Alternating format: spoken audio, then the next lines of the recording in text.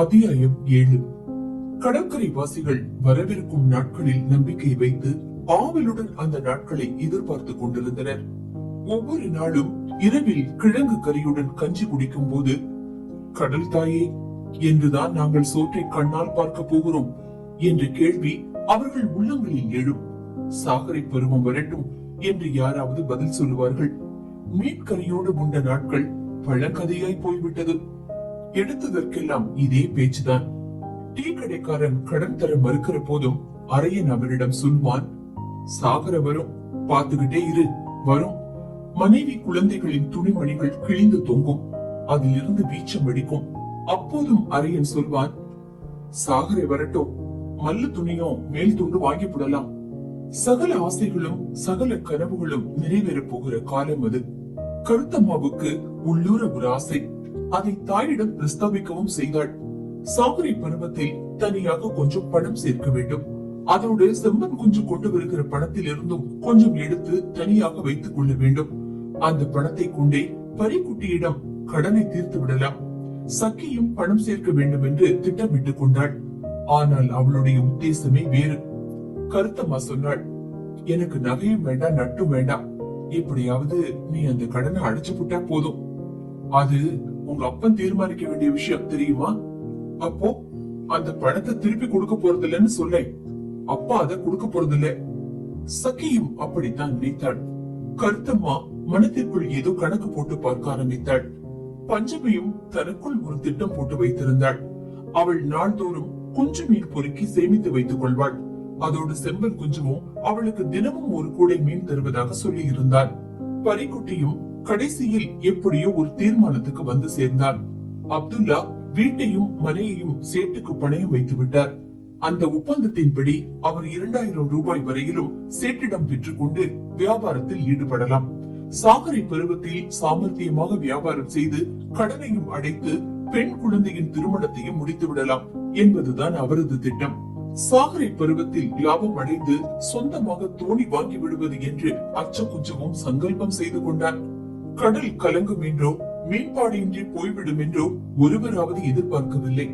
கடல் வறண்டு கிடந்த அந்த நாட்களில் அத்தனை பேரும் பட்டினியில் அழுந்து விட்டனர். அவுசைப்புவை அணுகி கடன் கேட்டான் அச்ச குஞ்சு. அவனுக்கு ஒரு தோணி வாங்க வேண்டும். எந்தவித நிபந்தனைக்கும் தயாராக இருந்தான் அவன். எனக்கும் ஒரு தோணிக்கு முன்பக்கம் நின்னுகிட்டு கடலுக்கு போகணும். அந்த காட்சிய பார்த்துக்கிட்டே என் பெஞ்சாது கரையில நிக்கணும் என்றான் அவன். கையில எவ்வளவு இருக்குது என்று கேட்டான் அவுசைப்பு.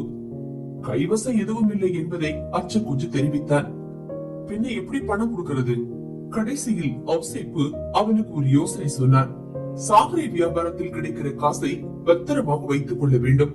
வியாபாரம் முடிவரும் சமயம் சொந்தமாக தோணி வாங்கி விடலாம். அப்போது தொகை குறைவாக இருந்தால் நான் தருகிறேன் என்றார் அவுசைப்பு. ஆனா ஒரு விஷயம், தோணியும் வலையும் என் பேர்ல தான் இருக்கும். ஆமா, உனக்கு பங்கும் தருவேன். தோணிக்காரன் பங்க எனக்கு தந்துடணும்.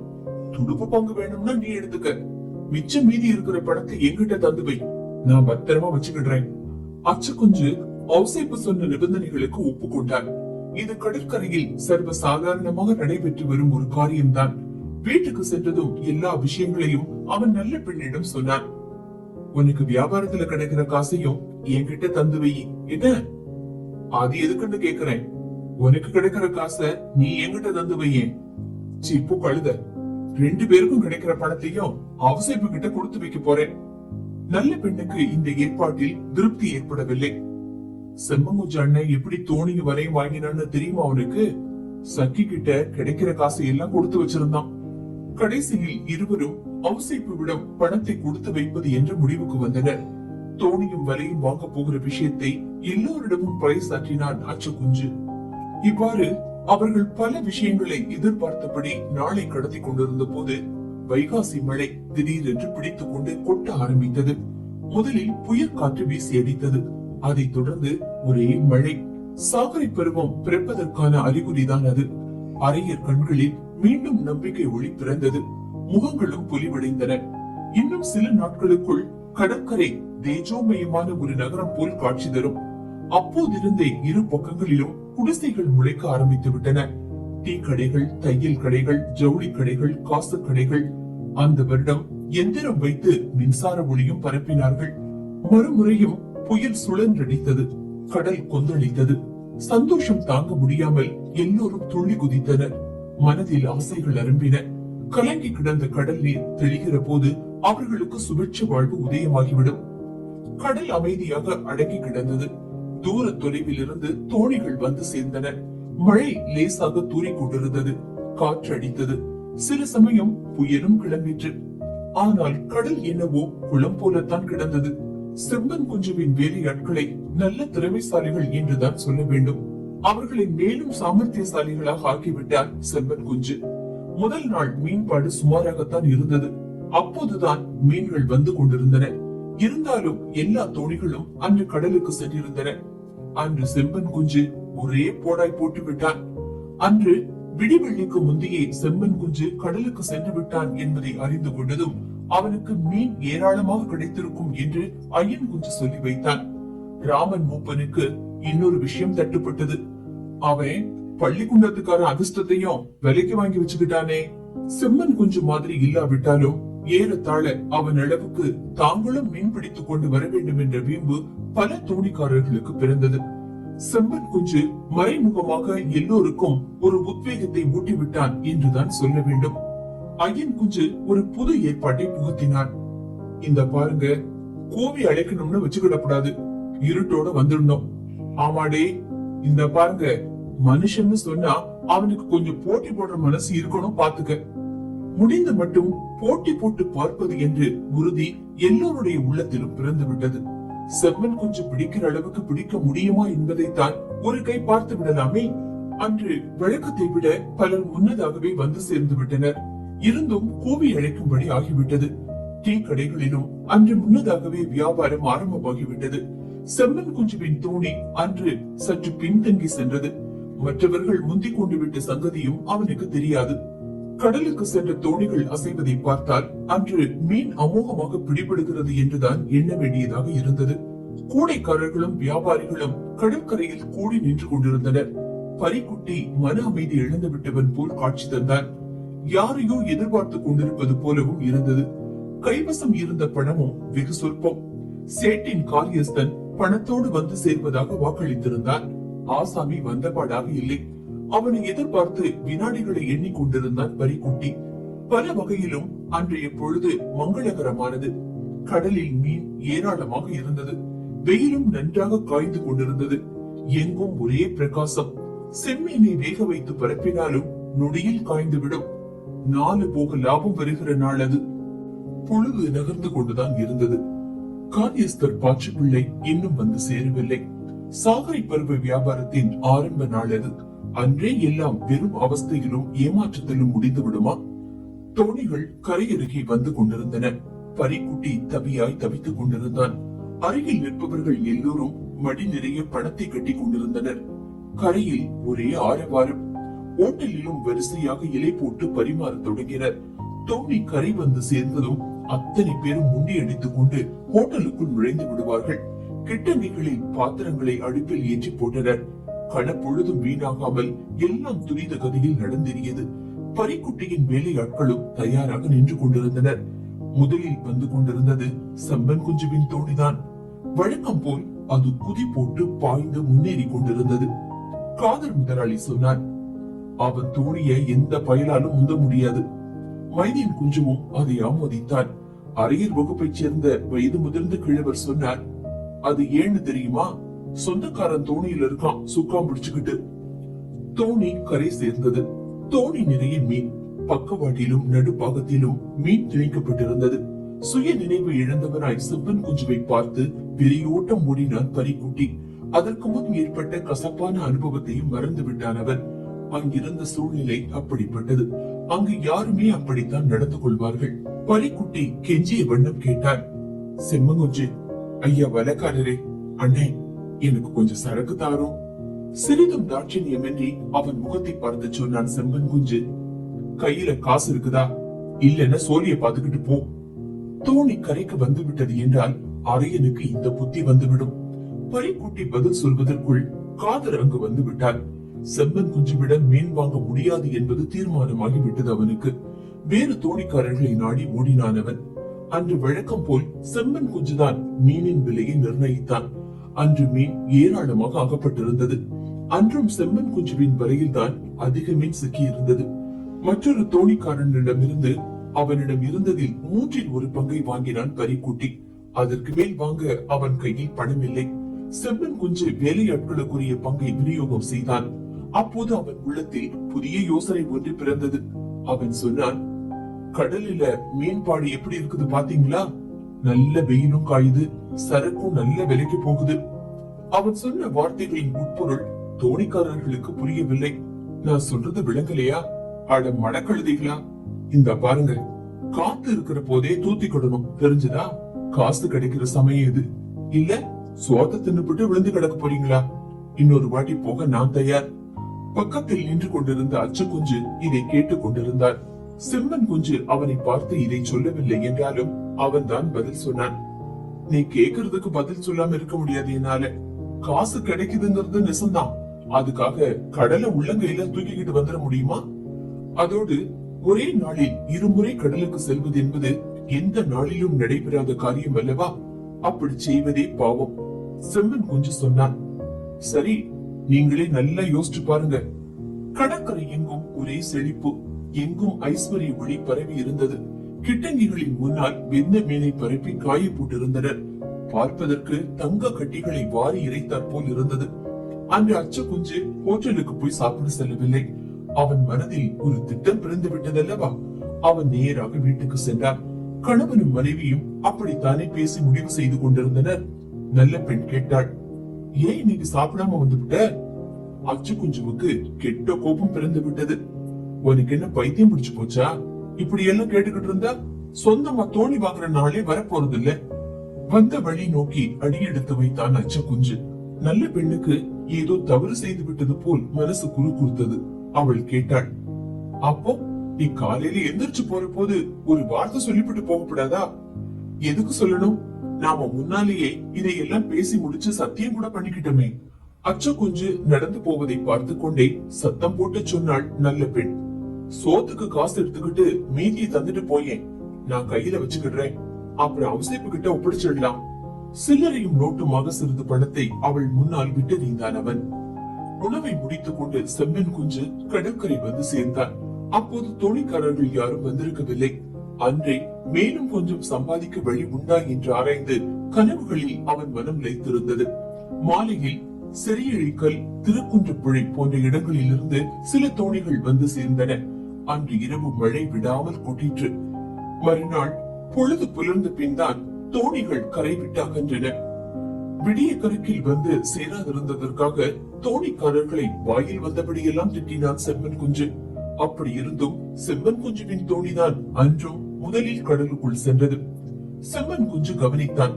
புதிய ஆசாமி ஒருவன் வெகு லாபகமாக துடுப்பு வலித்துக் கொண்டு வருகிறான். யார் இவன்? இவன் என்ன தோணியை ரொம்பவும் அனாயாசமாக செலுத்துகிறானே, இது யாருடைய தோணி என்ற கேள்வியை மனதில் எழுப்பி விடுகிறான் அவன். அது திருக்குன்றப்புழையில் உள்ள தோணி. தோணியை செலுத்தியவன் தான் பழனி, நல்ல இளைஞன்.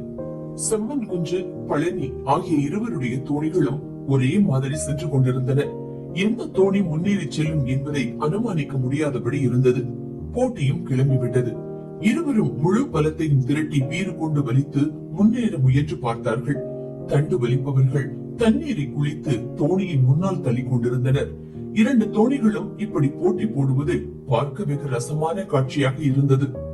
செம்மன் குஞ்சுவின் தோணி பின்னால் வருகிறதோ, அதோடு யார் அதிக மீன் பிடித்திருக்கிறார்கள் என்பதும் முக்கியம் அல்லவா?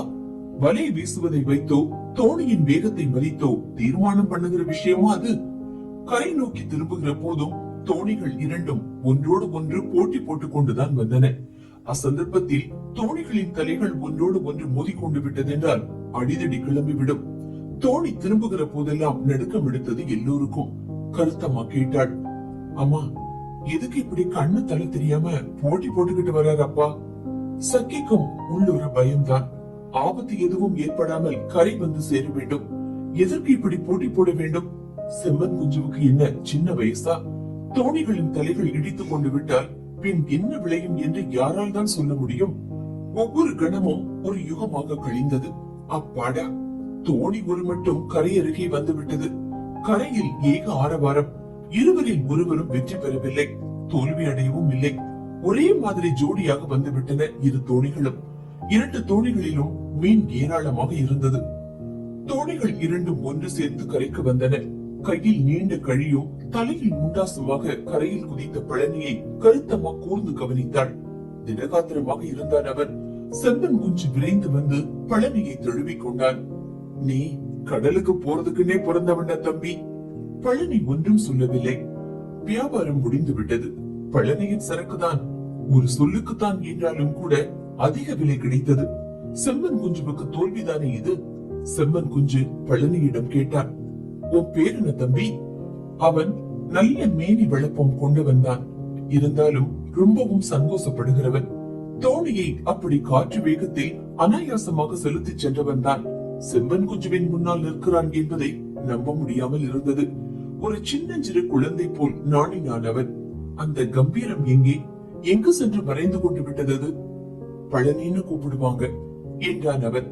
உன் தொழிலு உனக்கு நல்லா தெரிஞ்சிருக்குது. மறுக்கான பிறந்தவனுக்கு கடல் ஏறி அவன் தொழிலை பார்க்க தெரிஞ்சிருக்கணும். பழனி வாயை திறக்காமல் நின்று கொண்டிருந்தான். செம்மன் குஞ்சு கேட்டான், உங்க அப்பா பேரு? வேலுன்னு சொல்லுவாங்க, செத்து போயிட்டாரு. அம்மா? அவளும் செத்து போயிட்டா. வேற யார் இருக்காங்க உனக்கு? யாரும் இல்ல. ஆச்சரியத்துடன் யாருமே இல்லையா என்று கேட்டான் செம்மன் குஞ்சு. அதற்கு பழனி பதில் சொல்லவில்லை. கணவன் வீடு திரும்பியதும் சக்கி அவனிடம் கேட்டாள், சின்ன குழந்தை ஆயிடணும்னு ஆசை இருக்குது, அதுக்காக கடல்ல விளையாடுறதா? அவளுடைய பேச்சு காதில் விழுந்ததாகவே செம்மன் குஞ்சு காட்டிக் கொள்ளவில்லை.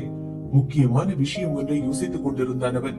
தோணியின் முன்புறம் நின்று கொண்டிருந்த போது அவன் மனதிலே தோன்றிய எண்ணங்கள் தாம் எத்தனை!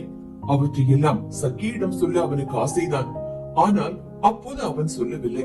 ஒரு விஷயத்தை மட்டும் அவன் மனைவியிடம் ரகசியம் போல் கேட்டான். நீ அந்த தோணிக்கு முன்னால நின்று கிடந்த பையனை கவனிச்சியா? கவனிச்சேன். கெட்டிக்கார பையன் இல்லையா? சக்கிக்கு அவனை பிடித்திருந்தது.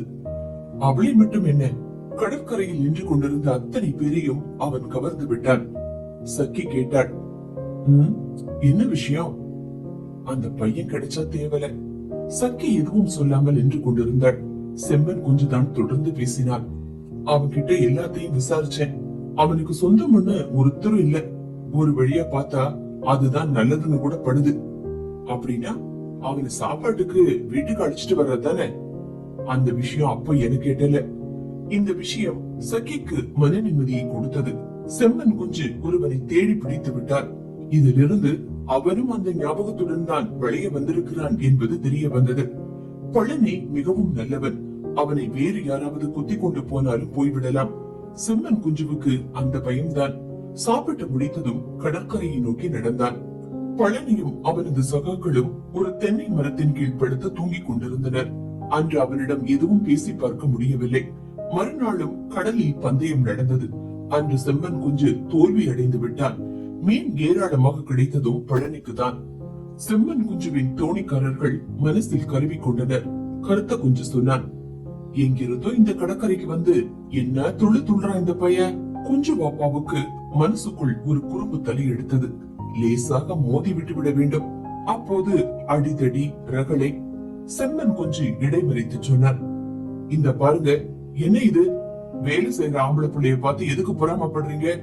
அவனை தோக்கடிக்கணும்னா முதுக விளைச்ச துடுப்பு பிடிக்கணும். ஆமா. செம்மன் குஞ்சுவின் வேலையாட்களுக்கு மற்றொரு குறும்புத்தனம் பிறந்தது. கடலில் வைத்து முடியாமல் போனாலும் கரையில் வைத்தாவது ஒரு பூசலை கிளப்பி சண்டை போட வேண்டும். விழுத்தை மட்டும் அந்த யோசனையை எதிர்த்தான். இன்னைக்கு அவங்க நம்ம கடற்கரையை தேடி வந்திருக்காங்க. நாளைக்கு நாம அவங்க கடற்கரைக்கு போனாலும் போவோம். ஆமா, அது உண்மைதான். அதற்காக ஒரு சிறு பூசலை கூட கிளப்பாமல் விட்டு விடுவதா? கையில் காசு குலுங்கும் நாட்கள் தானே. கேஸ் கிளம்பினாலும் ஒரு கை பார்த்து விடுவது, அவ்வளவுதானே. செம்மன் குஞ்சு அவர்களின் மன ஓட்டத்தை உணர்ந்து கொண்டார். மனசுக்கு கஷ்டமாக இருந்தது அவனுக்கு. செம்மன் குஞ்சுவின் வேலையாட்களுக்கு மட்டுமல்ல, பிற தோணிக்காரர்களுக்கும் கூட பழனி பேரிலும் அவனுடைய கூட்டாளிகள் பேரிலும் ஒரே பொறாமை ஏற்பட்டு விட்டது. இவ்வளவு திறமைசாலிகளாக இருக்கிறார்களே இவர்கள், என்றிருந்தது அவர்களுக்கு. சிலர் அவர்களுக்கு எதிராக பேசவும் தொடங்கினார்கள். 2-3 நாட்களுக்குள்ளாகவே கடற்கரையில் பெரும் சண்டையும் பூசலும் கிளம்பின. ஒரே கடற்கரையைச் சேர்ந்தவர்கள் பரஸ்பரம் தாக்கிக் கொண்டனர். அடிதடியில் 2-3 பேர்களுக்கு மண்டை பிளந்து விட்டது. அன்றும் அதற்கு மறுநாளும் அந்த கடற்கரையைச் சேர்ந்த ஒரு தோணி கூட கடல் ஏறி செல்லவில்லை. பலர் தலைமறைவாக தெரிந்து கொண்டிருந்தனர். போலீஸ் படை கடற்கரைக்கு வந்து யார் யாரையோ பிடித்துக் கொண்டு சென்றது. துரையரையன் தலையிட்டு அவர்களுக்கு விடுதலை தேடி கொடுத்தார். ஒவ்வொருவராக வந்து துரையனுக்குரிய காணிக்கையை செலுத்திவிட்டு சென்றனர். வழக்கு நடத்த நிதியும் வசூலித்தனர். ஒரு மட்டும் வழக்கு ஓய்ந்தது. ஆனால் சாகரை பருவத்தில் அன்று வரை கையில் சேர்த்திருந்த காசு பூராவும் கரைந்து போய்விட்டது. வேலாயுதன் ஒருவன் மட்டும் துரையரையனை சென்று காணவில்லை. துரையரையன் அவன் பெயரை நினைவு நிறுத்திக் கொண்டார். அவரே போலீஸை தூண்டி அவனை கைது செய்ய வைத்து விட்டார். வேலாயுதன் 1 வார காலம் சிறையில் கிடந்தார். சிறையை விட்டு வெளியே வந்ததும் அவன் சொன்னான், நான் அவரை மதிக்க போறதில்லை. 1 வாரத்திய மீன் வருவாய் செம்மன் குஞ்சுவுக்கு நஷ்டம். அத்தனையும் பெரும் தொகைக்கு விற்பனையாக கூடியதல்லவா? மீண்டும் கடலில் வேலை துவங்கிவிட்டது. பழனியை வீட்டுக்கு அழைத்து வர வேண்டும் என்று ஒவ்வொரு நாளும் சொல்வாள் சக்கி. ஒரு நாள் வேலையாட்கள் அத்தனை பேரும் திருக்குன்றப்புழைக்கு சென்றிருந்தனர். பழனி மட்டும் போகவில்லை. செம்மன் குஞ்சு பழனியை அணுகி பேசினான். தம்பி, நீ ஏன் போகல? நான் எதுக்கு போறேன் என்றான் பழனி. உண்மைதான், அவன் திருக்குன்றப்புழையில் யாரையும் பார்ப்பதற்கில்லை. செம்மன் குஞ்சு பழனியை தன் வீட்டுக்கு அழைத்து சென்றான். வா, மத்தியான சாப்பாட்டை வீட்டுல வச்சுக்கிடலாம். அழைப்பை ஏற்றுக்கொண்டான் பழனி. சக்கி கறி வகைகளோடு விசேஷ விருந்து தயாரித்தாள். பழனி எந்த வீட்டுக்கும் சொந்தமான குழந்தை அல்ல. அவன் திருக்குன்றப்புழை கடற்கரையின் பிள்ளை. தாய் தந்தையரை பார்த்த நினைவு கூட அவனுக்கு இல்லை. உன்னை யார் வளர்த்தார்கள் என்ற கேள்வி எழுத்து விட்டால் என்ன பதில் சொல்ல முடியும் அவனால்? எப்படியோ வளர்ந்து விட்டேன் என்றுதானே அவனால் பதில் சொல்ல முடியும். அவனை பேணி வளர்ப்பதற்கு எந்த உயிரும் உழைத்து பாடுபட்டு விடவில்லை. அவன் வயிற்றை நெருப்பிக் கொள்ள அவனை பாடுபட்டான். அவன் சின்ன பயலாக இருக்கும் போதே வலையின் நூலை பிடித்துக் கொண்டிருக்கட்டும் என்று அவனையும் தோணியில் தூக்கி போட்டுக் கொண்டு கடலுக்கு போவார்களாம். சுறா மீன்களும் கடல் பன்றிகளும் வாழும் கடலில் அன்று உலகில் எந்த ஜீவன் அவனிடம் அக்கறை காட்டிற்று? வயது வந்த போது வேலையாளாக அவனும் தோணியில் சென்றான். அவன் கையில் காசு குலுங்கிற்று. காசு இருந்த நாட்களில் மனம் போல் செலவு செய்தான். ஒன்றுமில்லாத போது ஒன்றுமில்லாமலே நாட்களை கழித்தான். அவன் மனதிலும் கனவுகள் எழுந்ததுண்டா? எழுந்திருக்கும். இல்லை என்று சொல்லிவிட முடியுமா? ஆனால் அன்று வரை அவன் வயிறு நிரம்ப உண்ண வேண்டும் என்று யாராகிலும் கவலைப்பட்டதுண்டா? அந்த ஆசை ஒருவருக்குமே அதுவரை தோன்றியதில்லை. அவனும் எந்த இடத்திலும் இதற்காக உரிமை குரல் எழுப்பியதும் இல்லை. அன்று முதலாக அவனுக்கு ஓரிடத்தில் உணவு தயாராகிறது. வயிறு நிரம்ப திருப்தியுடன் அவன் உண்ண வேண்டும் என்பதற்காக பக்கத்தில் நின்று இலை பார்த்து பரிமாறுகிறாள் ஒருத்தி. ஒருவன் உள்ளத்தில் பரவச உணர்ச்சியை கிளறிவிடும் காரியம் அல்லவா இது? அவன் எந்தெந்த கறி வகைகளை ஆவலோடு உண்ணுகிறான் என்பதை கவனித்து திரும்ப திரும்ப அதே கறிகளை எடுத்து பரிமாறினாள் சக்கி. இத்தனை ஏற்பாடுகளும் எதற்காக என்று பழனி யோசித்தானோ என்னவோ. சக்கி கேட்டாள், தம்பி, உனக்கு என்ன வயசாச்சு? யாருக்கு தெரியும்? உண்மையிலேயே அவனுக்கு தெரியாதுதான். சக்கியின் ஆவல் உணர்ச்சி சட்டென்று சோர்ந்து விழுந்து விட்டது. வயது என்ன என்பது கூட தெரியாமல் இருப்பது ஆச்சரியம்தான். அப்படியானால் இனிமேல் 1க்கு 2 தரம் யோசித்துதான் ஏதேனும் கேட்க வேண்டும். எந்த ஜாதியைச் சேர்ந்தவனோ கடவுளுக்கு தான் வெளிச்சம். ஆனால் குறைந்தபட்சம் அதையாவது தெரிந்து கொள்ள வேண்டாமா? உன் வீடு எங்க இருக்குது? சின்ன குடிசை ஒண்ணு இருக்குது, அதுலதான் இருக்கேன். கையில கிடக்கிற காசையில என்ன செய்யற? என்ன செய்ய? செலவழிப்பேன். பெற்ற தாயை போல் உபதேசம் செய்தாள் சக்கி. தம்பி, யாருமே உனக்கு இல்லைன்னு சொல்ற. கிடைக்கிற காசையெல்லாம் அப்படி செலவு பண்ணலாமா? 4 நாள் நோய் நொடியில் விழுந்துட்டா என்ன ஆகும்? என்ன அலட்சியம்! அவன் பிறந்து விளந்ததே ஒரு ஆச்சரியமான கதைதான். நோய் நொடியில் விழுவதை பற்றி அவனுக்கு என்ன கவலை இருக்க முடியும்? அவனுக்கு அதெல்லாம் ஒரு பொருட்டா என்ன? தாய்மை உணர்ச்சி கவிய அந்தரங்க சுத்தியோடு சக்கி சொன்னாள். இப்படியே காலம் தள்ளிக்கிட்டு இருந்தா போதுமா? வேற என்ன செய்யறது? அவனுக்கு வாழ்க்கையில் எந்த லட்சியமும் இருப்பதாக தெரியவில்லை. இது என்ன வாழ்க்கை? சற்றும் யோசியாமல் எவ்வளவு அலட்சியத்துடன் பதில் சொல்லி விடுகிறான். ஆமாம், அப்படித்தான் இருக்க முடியும். அன்று வரையிலும் ஒரு லட்சியத்தை உருவாக்கி கொண்டு உழைத்தவன் அல்ல அவன். சக்கி சற்று கண்டிப்பாக சொன்னாள். தம்பி, நீ இப்படி இருந்தா போதாது. இன்னைக்கு உனக்கு வேலை பார்த்து வயித்த கழுவ முடியுது. நாளைக்கு நிலைமை எப்படி எப்படியோ ஆயிப்படலாம். அதோட இன்னொன்னு, மனுஷனா பிறந்துட்டா அவனுக்குன்னு சிலதெல்லாம் வேண்டி இருக்குது. உன்னை கவனிச்சுக்கிட்டதுக்கு ஒருத்தி இருந்தா கண்டிப்பா அது வேணும். ஆமா, உனக்குன்னு ஒரு இடம் பொங்கி வச்சுக்கிட்டு நீ வர்ற வழி பார்த்துக்கிட்டு நிக்க ஒரு இடம் வேண்டாமா? நீயே அதையெல்லாம் நினைச்சு பாரு. எவ்வளவு அருமையான விஷயம் அதெல்லாம் இல்லையா? நீ கல்யாணம் கட்டிக்க என்றாள் அவள் முடிவாக. சரி என்றான் அவன். அப்படின்னா நானே பார்த்து உனக்கு முடிச்சு வைக்கட்டுமா? அதற்கும் தலையசைத்தான் அவன். சக்கி அவனிடம் கேட்டாள். பொண்ணு யாருன்னு உனக்கு தெரிய வேண்டாமா? யாரு? என் மக. அதற்கும் அவன் சம்மதம் தெரிவித்தான். கல்யாண பேச்சு இந்த அளவுக்கு முன்னேறிவிட்ட அந்த நேரத்திலும் கூட சக்கிக்கு பல குறைகள் மனதை உறுத்தின. அந்த சம்பந்தத்தில் சாதகமான அம்சங்களையும் அவள் கவனிக்க தவறவில்லை. பழனிக்கு சொந்தமான சுற்றம் என்பதே இல்லை. அப்படிப்பட்ட ஒருவன் கையில் பெண்ணை ஒப்படைத்து விட்டால் பின்னால் அவன் ஏற்றக்குறைவாக நடந்து கொள்ளும் பட்சத்தில் யாரிடம் முறையிட முடியும்? செம்மன் கொஞ்சம் சொன்னான். அவன் ரொம்பவும் நல்ல மாதிரி. பொண்ணு யாருக்கு கட்டி கொடுத்தீங்கன்னு கேக்குறவங்க கிட்ட என்ன பதில் சொல்ல முடியும் என்று கேட்டார் சக்கி. அவன் சொந்தமா ஒரு வீடு வச்சுக்கிடுவான் என்று சமாதானம் சொன்னான் செம்பன் குஞ்சு. எல்லாவற்றுக்கும் மேலாக மற்றொரு விஷயம் அவள் மனதை அரித்துக் கொண்டிருந்தது. அவன் எந்த ஜாதியை சேர்ந்தவன்? மனுஷ ஜாதி, கடல்ல வேலை பாக்குற ஜாதி. நம்ம சொந்தக்காரங்க சண்டைக்கு நிப்பாங்களே, சண்டை போட்டா போட்டு போறாங்க. அப்போ நம்ம தன்னந்தனி ஆயிட மாட்டோமா? ஆயிட்டு போறோம் போ. ஆணித்தரமாக பதில் சொல்லி கொண்டு வந்தான் செம்மன் குஞ்சு. நான் எப்படியும் என் பொண்ண அவனுக்கு கட்டி கொடுத்து விடுவேன் என்றார் அவன்.